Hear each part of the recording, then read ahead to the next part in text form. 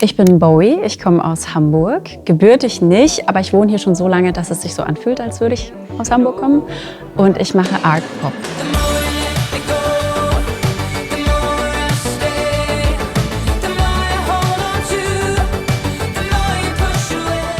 Hamburg hat für mich so ein bisschen den Grundstein gelegt, mir alle Freiheiten nehmen zu können, die ich brauche, um Künstlerin zu sein, aber auch um Musik zu machen.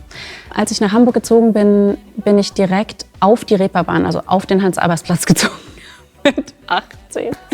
Das war ganz schön, weil ich finde einfach die Reeperbahn und auch St. Pauli an sich einfach so inspirierend, weil es ganz bunt ist, ganz divers. Es ist auch da gibt es einfach so viel Freiheit unter den Menschen und die Menschen sind so verschieden und so schön und das begleitet mich bis heute. Ich habe mich sehr, sehr lange von dieser Energie und von dieser Kreativität, die dort in diesem Stadtteil herrscht, ernährt, sage ich mal.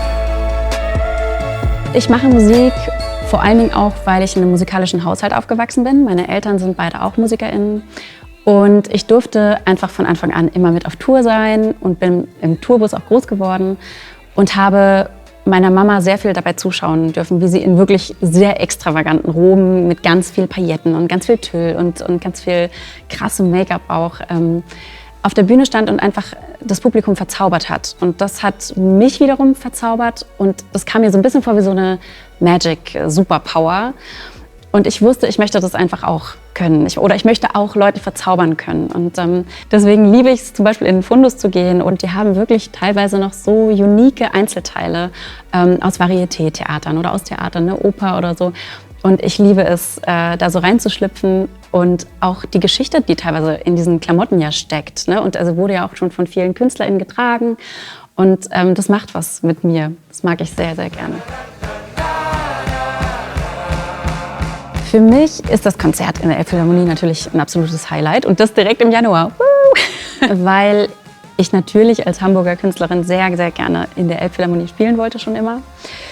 Und ich mag auch die Tatsache, dass es der kleine Raum ist, weil es für mich irgendwie so eine Coziness hat und auch so eine Intimität.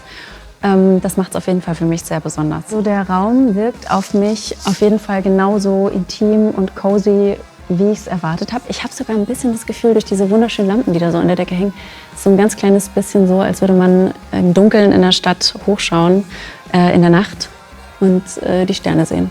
Und so fühlt sich das auch ein bisschen an, finde ich.